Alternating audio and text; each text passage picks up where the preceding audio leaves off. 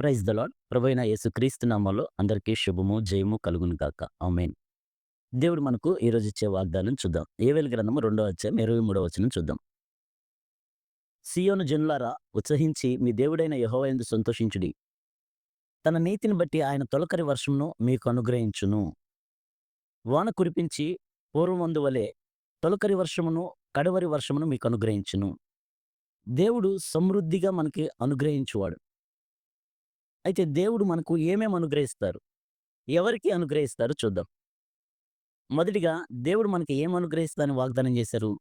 తొలకరి వర్షమును, కడవరి వర్షమును మీకు అనుగ్రహిస్తానని చెప్పారు. అంటే ఒక విత్తనం వేసేటప్పుడు వాన పడాలి. ఆ యొక్క భూమికి, ఆ విత్తనానికి వర్షము అవసరము. ఆ వర్షానికి ఆ విత్తనం మొలకెత్తిద్ది. మొలకెత్తిన తర్వాత పంట పండే ముందు గూడా ఆ పంటకి వాన అవసరం. అలాగే ముందు, తర్వాత గూడా వాన అవసరం. ఆ వర్షాన్ని నేను మీకు కుమ్మరిస్తాను, అనుగ్రహిస్తానని చెప్పి దేవుడు వాగ్దానం చేశారు. అలాగే దేవుని కృప మనకు కావాలి. దేవుడు మనకు ఏమేమి అనుగ్రహిస్తారో చూద్దాం. యెహోవా తన ప్రజలకు బలమనుగ్రహించును. దేవుడు తన ప్రజలకు బలమనుగ్రహించి వారికి సమాధానాన్ని కలుగజేసి నేను వారిని ఆశీర్వదిస్తానని దేవుడు వాగ్దానం చేశాడు. అలాగే దేవుడు వారికి శ్రేష్టమైన గోధుమలను అనుగ్రహించి నేను వారిని పోషిస్తానని వాగ్దానం చేశారు. అంటే శరీరపరంగా బలమును అనుగ్రహిస్తానని దేవుడు మనకు వాగ్దానం చేశారు. అలాగే భౌతికంగా మనకు తినడానికి ఆహారం శ్రేష్టమైన గోధుమలు నేను వారికి అనుగ్రహిస్తానని దేవుడు కీర్తన 81 కీర్తన 16వ వచనంలో మనం చూడొచ్చు. అతి శ్రేష్టమైన గోధుమలతో నేను వారిని పోషించి కొండ తేనెతో నేను వారిని తృప్తిపరుస్తానని దేవుడు వాగ్దానం చేశారు. ఇంకా మనకి దేవుడు ఏమేమి అనుగ్రహిస్తారు? దేవుడు తన కృపను మనకు అనుగ్రహిస్తారు. దేవుడు తన ఘనతను మనకు అనుగ్రహిస్తారు. ఇంకా ఒక విషయంలో చెప్పాలంటే దేవుడు ఉత్తమమైన వాటినే మనకి అనుగ్రహిస్తారు. మన భూమిలో మంచి ఫలాలను మనకు అనుగ్రహిస్తారు. కాబట్టి దేవుడు ప్రతీదీ మనకు అనుగ్రహిస్తారు. కుమారులను అనుగ్రహిస్తారు. సంతానాన్ని అనుగ్రహిస్తారు. ఒక మంచి ఫ్యామిలీని అనుగ్రహిస్తారు. మనకున్న పరిస్థితులు దేవునికి మనకి కొంత దూరం అయ్యే పరిస్థితులు మనకి ఉండొచ్చు. కానీ దేవుడు ఆ పరిస్థితులన్నిటిని సరిచేసి ఉత్తమమైన సమయాన్ని, పరిస్థితిని మనకి అనుగ్రహించడానికి దేవుడు రెడీగా ఉన్నారు. అయితే దేవుడు ఎవరెవరికి అనుగ్రహిస్తారు? ప్రసంగి గ్రంథం 2వ అధ్యాయం 26వ వచనం చూస్తే, దేవుని దృష్టికి మంచివాడుగా నుండు వారికి దేవుడు జ్ఞానమును, తెలివిని, ఆనందమును అనుగ్రహించువారుగా ఉన్నారు. దేవుని దృష్టికి మంచివాడిగా ఉంటే దేవుడు జ్ఞానము, తెలివి, ఆనందమును అనుగ్రహిస్తన్నారు. దీనికి ప్యారలల్‌గా నూతన నిబంధనలో మరలా దేవుడు ఏమని జ్ఞాపకం చేస్తున్నారంటే, దేవుని దృష్టికే కాక జనుల దృష్టికి, మనుషుల దృష్టికి గూడా యోగ్యమైనవి చేయుడి అని చెప్పారు. అంటే మనం చేసేది దేవుని దృష్టికి మంచిగానే ఉంటది. కానీ చుట్టుపక్కల ఉన్నవారికి అవి అంగీకారంగా లేకపోవుండొచ్చు. అయినప్పటికీ దేవుడేం చెప్తున్నాడంటే, దేవుని దృష్టికే కాక మనుషుల దృష్టికి గూడా యోగ్యమైనవి చేయుడన్నారు.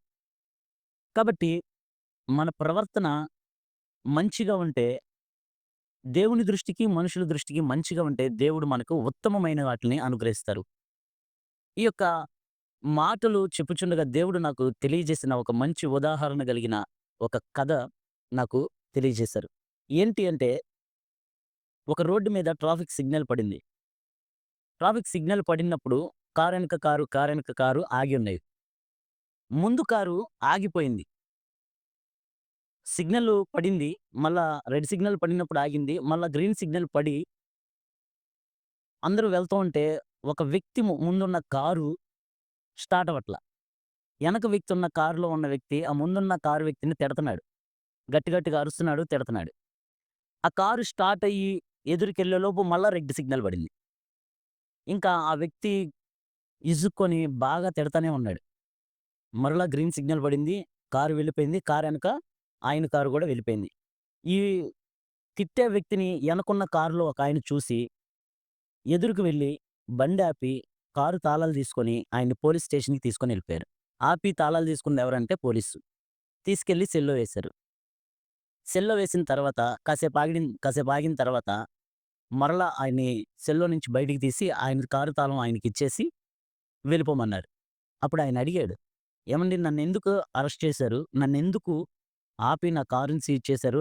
నన్ను గూడా లోపలేశారు. మరలా ఏం చెప్పకుండానే ఎందుకు వదిలేస్తున్నారని" అడిగాడు ఆశ్చర్యంగా.